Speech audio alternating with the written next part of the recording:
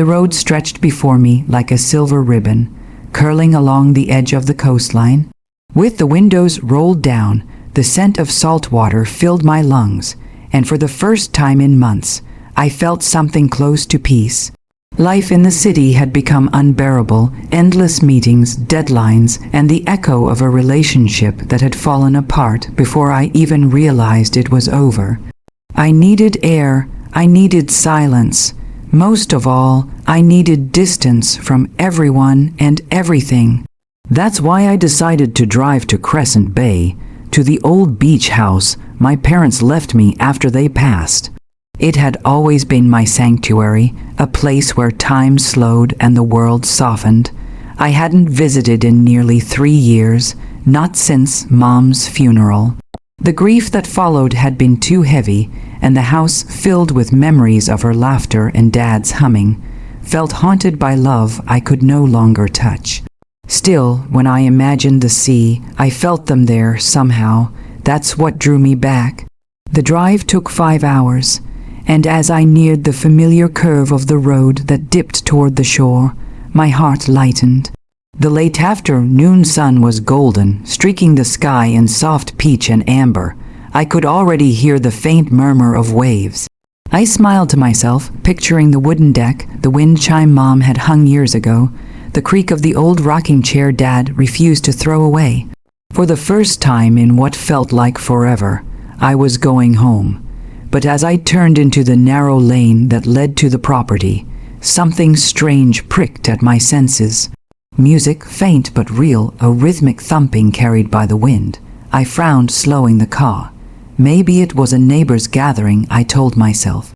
The beach houses around Crescent Bay were spaced far apart, but sound traveled easily across the open air. Still, as I parked near the gate, the music grew louder, laughter too. My heart sank a little. I hoped whoever it was would quiet down soon. I just wanted one quiet night, one evening to breathe again. When I pushed open the familiar blue gate, the sight that met me froze me in place. The deck lights were strung up in messy loops, glowing against the dimming sky. People were dancing to pop music that blared from speakers I didn't own. Coolers were stacked near the stairs. Bottles and glasses lined the railing. The smell of grilled seafood mingled with cheap beer and suntan lotion. And in the middle of it all, holding a drink and laughing, was my sister, Lena. I called out, my voice barely cutting through the music. She turned, startled for a moment, then broke into a smile that didn't quite reach her eyes. Ava, wow, look who's here. My breath caught. What is this? Oh, we're just having a small get-together, she said quickly. Eric's parents are in town and we thought, well, you never come here, so we figured it'd be fine. Fine. That one word sank into me like a stone.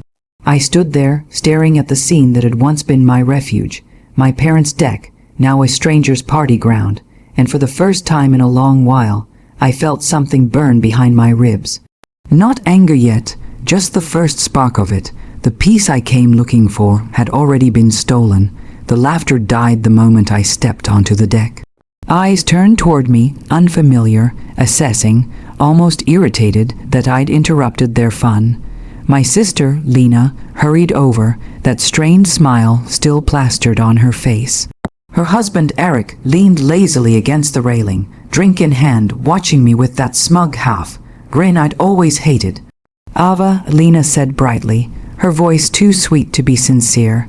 You didn't tell me you were coming. I didn't know I needed permission. I replied quietly, my gaze sweeping the scene again. The rearranged furniture, the lights, the loud music, the crowd of strangers lounging in my parents' home as if it belonged to them. Lena's husband set down his glass. Relax, he said, tone dripping with condescension. We've been taking care of the place. You should thank us. It looked abandoned the first time we came. The first time, I repeated, my voice low. How many times have you been here, Eric? He didn't answer. Instead, he took another slow sip of his drink, his eyes meeting mine with that infuriating look of challenge. Lena shifted nervously beside him. It's not a big deal, she said quickly. We came down a few weekends. You never visit Ava, and the house was just sitting here.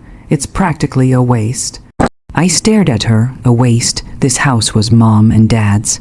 It's all we have left of them. Her eyes flickered, guilt flashing briefly before she smothered it with another awkward smile.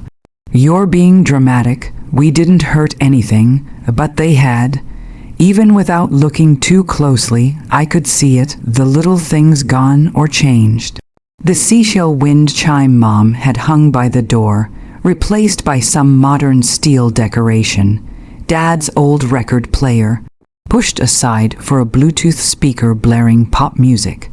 The photos on the walls had been taken down, replaced by pictures of Lena and Eric smiling with his family, their children, their vacations. The house had been rewritten, its soul erased. I felt something twist deep inside me, a mix of disbelief and sorrow. "How long have you been doing this?" I asked, quieter now.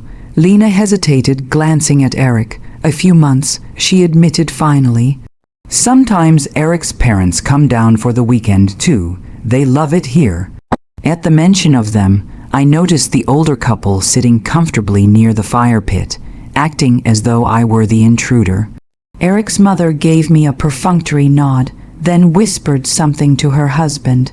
He chuckled under his breath. "They've been staying here too?" I asked, barely believing my own words. "Well, of course," Eric said smoothly. "Family's family, right? Family." The word stung. I couldn't speak. The betrayal was too large, too absurd to process. I'd spent years cherishing the memory of this place, clinging to it as a link to the people I'd lost. And all this time, Lena had turned it into a holiday rental for her in-laws, a playground for people who didn't even know our parents' names. "I think you should all leave," I said finally, voice trembling but firm. Lena blinked. "Ava, don't be ridiculous. This isn't yours to use," I said. "Not now, not ever." The air went tense. Music still played, but the laughter was gone. Everyone watched as I turned and walked down to the sand, the setting sun bleeding red over the horizon. I didn't look back. That night, I sat alone by the waves, my parents' house glowing behind me like a stranger's home. The sea whispered softly, as if mourning with me.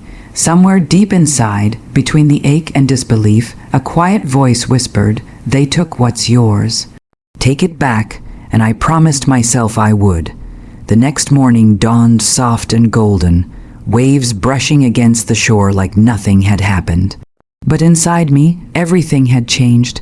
I woke early, before anyone else, and stood on the deck with a cup of coffee, watching the horizon. The sea looked calm, deceitfully calm, like me. Lena and the others were still asleep inside, sprawled across my parents' furniture as if they owned it. Empty bottles cluttered the table. A wine stain marred the wooden floor, where Dad once sat reading his paper.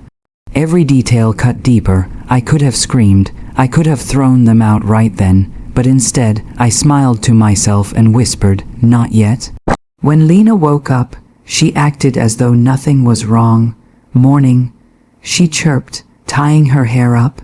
"I made pancakes. Want some?" I nodded. "Sure," I said sweetly. "We should enjoy the weekend." Her shoulders relaxed, relief flooding her face. She thought I'd let it go.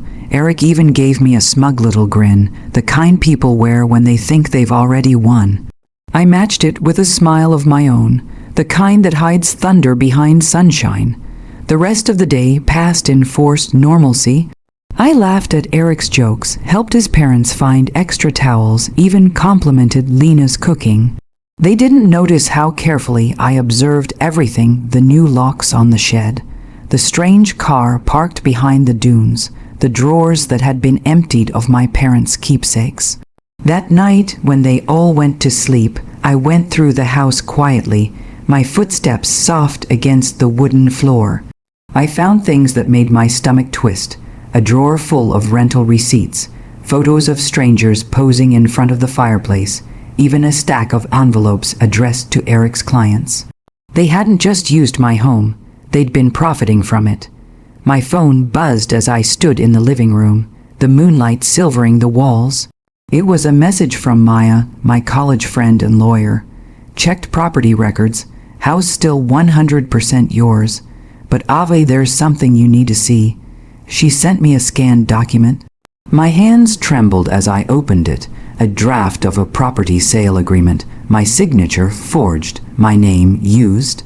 My sister and her husband had been planning to sell my parents' house as if it were theirs. For a long time, I just stared at the screen. The betrayal wasn't just painful, it was unreal. How could Lena, the sister who used to braid my hair and protect me from nightmares, do something like this? How could she take the last piece of our family and put a price tag on it? Tears blurred my vision, but I blinked them away. I didn't want to cry anymore. I wanted justice. The next morning, I was all smiles again. I served breakfast, asked Eric about his work, even offered to host another weekend party. They fell for it, all of them. While they basked in the sun, I was gathering my storm. I contacted Maya again, sent her every photo, every receipt, every message I could find. I wanted everything documented, every lie, every act of greed. By sunset, the plan was in motion. I stood by the window, watching the ocean's waves lap gently against the sand, knowing that soon another tide was coming, one that would wash this betrayal clean. The calm before the storm had never felt so satisfying. The following weekend came bright and blue, the sky cloudless and deceptively perfect. Lena had planned another gathering, a family celebration. She called it as if pretending would erase the wrongs she'd done. Her in-laws were arriving again. Eric had invited some of his friends, and they were all laughing, drinking, and setting up decorations by noon.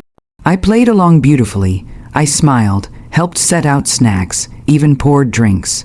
No one suspected a thing. To them, I was the naive sister who had finally accepted that my parents' home was everyone's playground. To me, this was the last act, the moment before the curtain fell. By mid-afternoon, the deck was alive with chatter. Music pulsed through the air, the smell of grilled seafood mixing with the salt of the ocean breeze. Eric's father was bragging about their summer property, and Lena was too busy entertaining guests to notice the faint tremor in my hands, the calm before my storm. Then came the knock. It was soft, almost polite, but it sliced through the noise like thunder. Eric frowned, annoyed. "Who's that? Everyone we invited's already here." "I'll get it," I said. When I opened the door, there stood Maya, my lawyer friend, dressed in a crisp blazer and holding a folder. Beside her were two uniformed officers and a man in a tan suit. The real estate official from Crescent Bay's district office. My heart steadied, the tide had turned. Maya gave me a small, knowing smile. "Ready?" More than ever, I whispered. We stepped onto the deck together. The laughter faltered, heads turned. Lena's smile froze. Eric straightened, suspicion flickering in his eyes.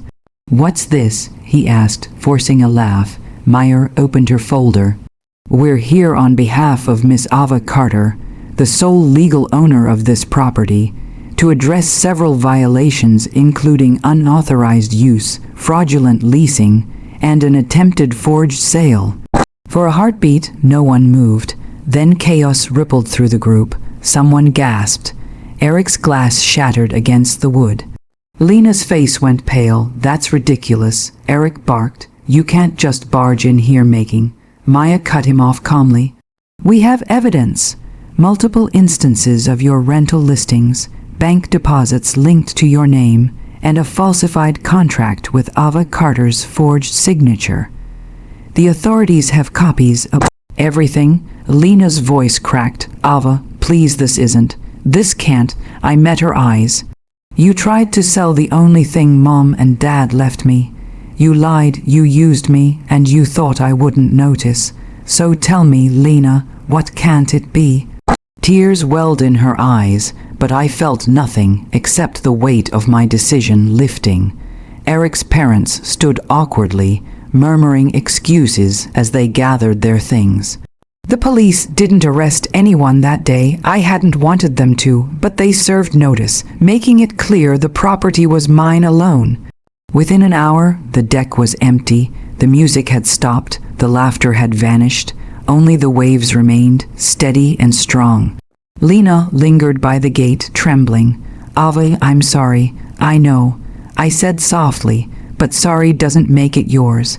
She left without another word. When the last car disappeared down the road, I stood alone on the porch. The sun was setting, washing the sea in gold. The house was quiet again, mine again. I closed my eyes, letting the wind carry away the bitterness, the anger, and the betrayal.